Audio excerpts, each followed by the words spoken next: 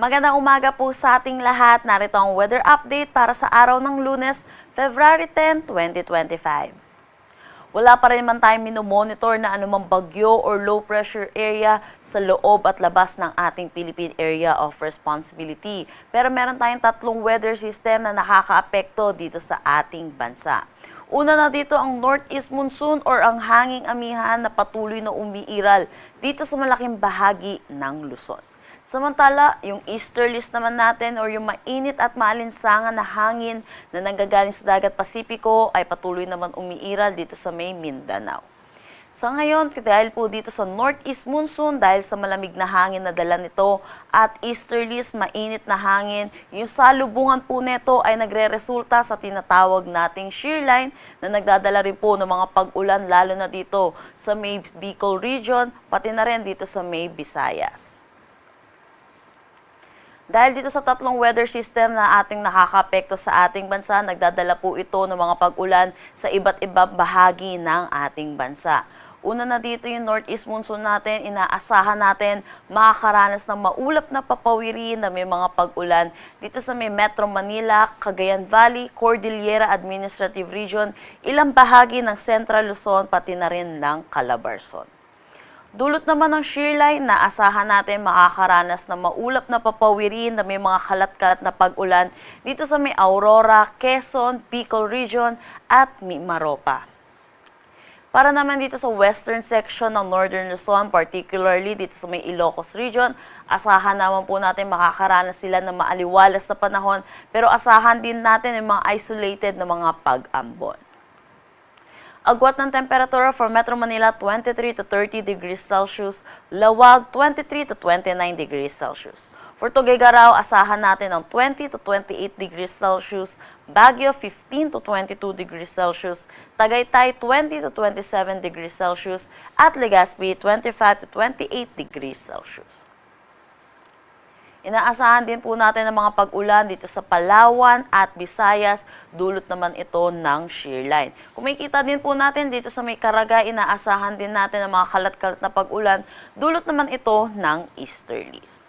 Para naman sa lalabing bahagi ng Mindanao, asahan naman po natin ang maaliwalas na panahon, pero asahan din natin yung mga localized thunderstorm or yung mga panandaliang pag-ulan sa hapon at sa gabi. Agwat ng temperatura for Calayan Islands at Puerto Princesa 23 to 29 degrees Celsius. Iloilo asahan natin na 24 to 30 degrees Celsius. Tacloban 25 to 30 degrees Celsius. Sa may Cagayan de Oro 24 to 30 degrees Celsius. For Cebu asahan natin na 26 to 30 degrees Celsius. Zamboanga 24 to 34 degrees Celsius at Davao 25 to 33 degrees Celsius.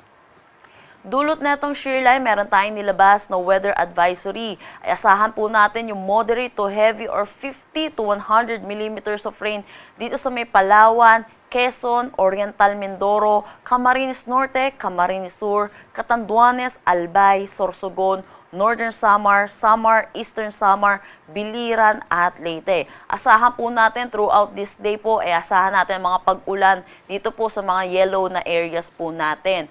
Dahil po rito, dahil sa mga sunod-sunod na mga pag-ulan po ng mga nakaraang araw, asahan na po natin yung mga localized flooding at mga pagguho ng lupa. Kaya iba yung pag-iingat po para sa ating mga kababayan. Para naman bukas, bahagyang aangat po or mag-shift itong axis ng ating shear line at ito po ay magdadala ng moderate to heavy or 50 to 100 millimeters of rain dito sa may Aurora, Quezon, Camarines Norte, Camarines Sur, Catanduanes, Albay, Sorsogon at Oriental Mindoro. So inaasahan pa rin po natin yung mga flash floods at mga pagguho ng lupa. Wednesday, bahagya pa rin pong aakyat itong shear line po natin at dito na po siya makakaapekto sa may Cagayan, Isabela, Aurora, Quezon at Camarines Norte. Asahan po natin sa mga nasabing lugar ang moderate to heavy or 50 to 100 millimeters of rain. Dahil po sa northeast monsoon, meron tayong nakataas na gale warning dito sa may Batanes, Cagayan kasama na ang Babuyan Islands, Ilocos Norte, Ilocos Sur, La Union, Pangasinan, Isabela, Aurora, Zambales, northern coast ng Quezon kasama na ang Polillo Islands, Camarines Norte, northern coast ng Camarines Sur.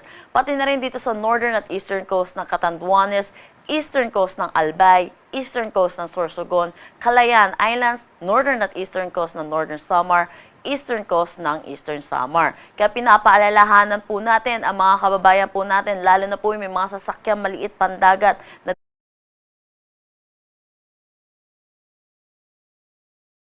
delikado pumalaot dito po sa ating mga nasabing coastal waters.